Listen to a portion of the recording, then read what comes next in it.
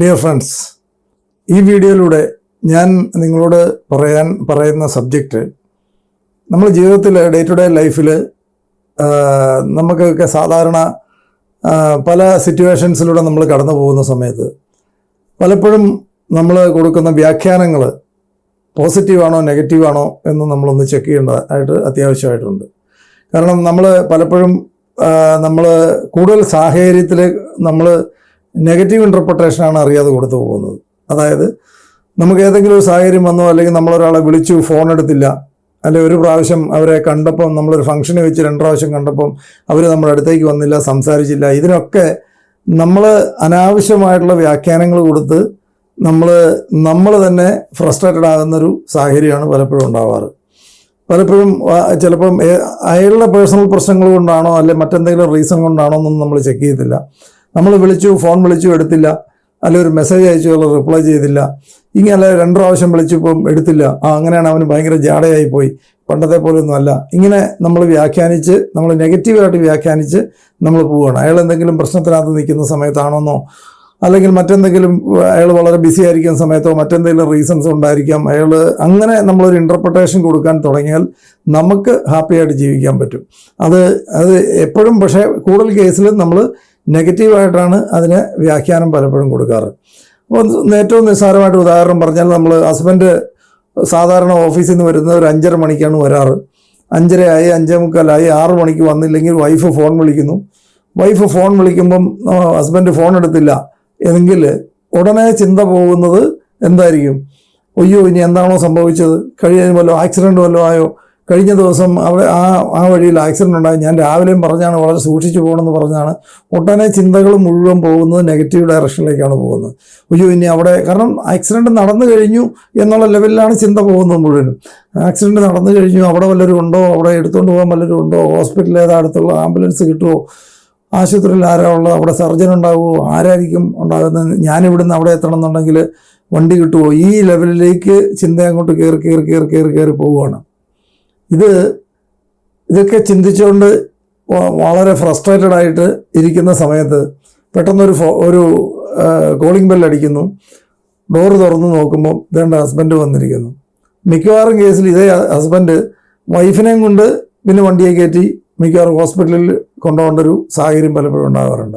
എന്തുകൊണ്ടാണ് നമ്മൾ ഇങ്ങനെ ചിന്തിക്കുന്നത്? തിരിച്ച് നമ്മൾ പോസിറ്റീവായിട്ട് മറ്റെന്തെങ്കിലും അത്യാവശ്യത്തിന് പോയതായിരിക്കും, നമ്മൾ വീട്ടിലേക്ക് എന്തെങ്കിലും ഒരു നല്ല കാര്യത്തിന് വേണ്ടി പോയതായിരിക്കും. ആ സമയത്ത് ചിലപ്പം ഫോൺ കയ്യിലെടുത്തിട്ടുണ്ടാവില്ല, അല്ലെങ്കിൽ ആ സമയത്ത് വല്ല ബാഗിൽ വെച്ചിരിക്കുന്നതായിരിക്കും, വണ്ടി ഓടിച്ചപ്പോൾ കേൾക്കാത്തതായിരിക്കും, അല്ല സൈലൻ്റ് ഇട്ടിട്ട് തിരിച്ച് അത് മാറ്റിയിട്ടുണ്ടാവില്ല. ഇങ്ങനെ എന്തുകൊണ്ട് ചിന്തിക്കുന്നില്ല?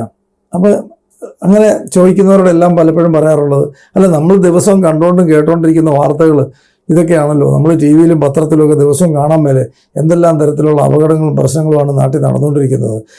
ഇപ്പോൾ നമ്മൾ സ്വാഭാവികമായിട്ടൊരു ഇത് വരുമ്പോഴത്തേന് നമുക്ക് പെട്ടെന്ന് അതല്ലേ ഓർമ്മ വരുന്നത്. ഇതാണ് മിക്കവാറും ആൾക്കാർ പറയാറ്.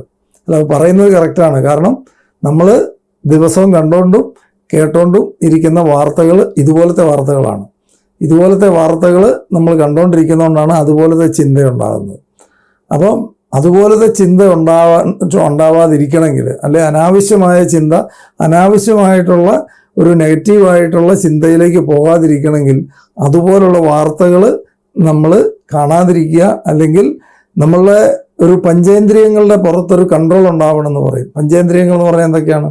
നമ്മൾ കണ്ണ്, ചെവി, വായ്, മൂക്ക്, സ്കിന്ന്, ഈ പഞ്ചേന്ദ്രിയങ്ങളിലൂടെ അകത്തേക്ക് പോകുന്ന എല്ലാ കാര്യങ്ങളെയും നമ്മൾ ഒരു ഫിൽട്ടർ ഉണ്ടാവണം. എങ്കിൽ മാത്രമേ നമ്മൾ പോസിറ്റീവായിട്ടുള്ള ചിന്ത, ഒരു സിറ്റുവേഷൻ, ഏത് സിറ്റുവേഷനിലും ഒരു പോസിറ്റീവായിട്ടുള്ള ഇൻ്റർപ്രിട്ടേഷൻ നമുക്ക് കൊടുക്കാനായിട്ട് സാധിക്കുകയുള്ളൂ. നമ്മൾ യാതൊരു നിയന്ത്രണവും ഇല്ലാതെ പോയാൽ ഈസി ആയിട്ട് അവൈലബിൾ ആയിട്ടുള്ളത് സ്വാഭാവികമായിട്ടും നെഗറ്റീവായിട്ടുള്ള വാർത്തകളൊക്കെ തന്നെയായിരിക്കും. പോസിറ്റീവായിട്ടുള്ള വാർത്തകൾ, ഒരു സാധനവും, നല്ല സാധനങ്ങൾ ഈസി ആയിട്ട് അവൈലബിൾ ആകത്തില്ല. അപ്പോൾ നല്ല വാർത്തകൾ കാണുക, നല്ല വാർത്തകൾ കേൾക്കുക, നല്ല സാധനങ്ങൾ കഴിക്കുക, ഇങ്ങനെ എല്ലാം പോസിറ്റീവായിട്ട് നമ്മൾ അകത്തേക്ക് കൊടുത്തിട്ട്, ഇൻപുട്സ് റോങ് ആണെങ്കിൽ ഔട്ട്പുട്ട് റോങ് ആയിട്ടേ വരുള്ളൂ. അപ്പം നല്ല ഇൻപുട്ട് കൊടുക്കാൻ സാധിച്ചാൽ ഔട്ട്പുട്ട് നമുക്ക് നല്ലതാക്കാൻ പറ്റും. അപ്പം വളരെ കെയർഫുൾ ആയിരിക്കേണ്ട ഒരു ഏരിയയാണ്.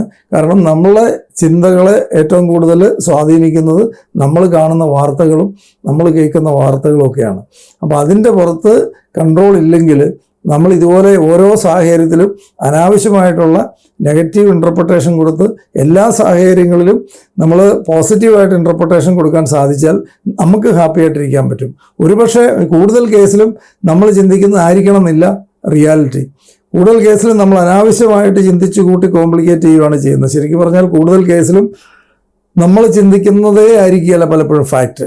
അപ്പോൾ അനാവശ്യമായിട്ട് ചിന്തിച്ചു കൂട്ടി നമ്മളുടെ പ്രഷർ കൂട്ടി അല്ലെ നമ്മുടെ ഹെൽത്ത് കളയാതെ നമ്മൾ പോസിറ്റീവ് ഇൻ്റർപ്രിട്ടേഷൻ ഏത് സാഹചര്യത്തിലും ഏത് സിറ്റുവേഷനിലും ഏത് ഇൻസിഡൻറ്റിലും നമ്മൾ എല്ലാ വിഷയങ്ങൾക്കും ഒരു പോസിറ്റീവ് ഇൻ്റർപ്രിട്ടേഷൻ കൊടുക്കുന്നത് നമ്മൾ പ്രാക്ടീസ് ചെയ്ത് കഴിഞ്ഞാൽ നമുക്ക് ഹാപ്പിയായിട്ട് ജീവിക്കാൻ പറ്റും.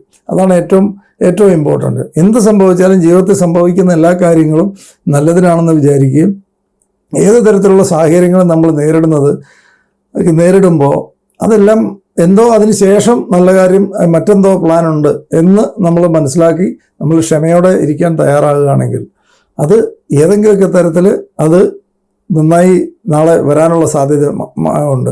നെഗറ്റീവായിട്ട് ഇൻ്റർപ്രറ്റ് ചെയ്ത് നമ്മൾ വെറുതെ അനാവശ്യമായിട്ട് ചിന്തിച്ചു കൂട്ടി അനാവശ്യമായിട്ട് ഫ്രസ്ട്രേറ്റഡായി പ്രഷറും അങ്ങനത്തെ പ്രശ്നങ്ങളിലേക്ക് നമ്മൾ ഫ്രസ്ട്രേറ്റഡ് ആയിട്ട് പോവാതെ നമ്മൾ എല്ലാ വിഷയങ്ങളെയും പോസിറ്റീവ് ഇൻ്റർപ്രിട്ടേഷൻ കൊടുത്ത് പോസിറ്റീവായിട്ട് വ്യാഖ്യാനിച്ച് ഹാപ്പി ആയിട്ട് ഇരിക്കാൻ ശ്രമിക്കുക.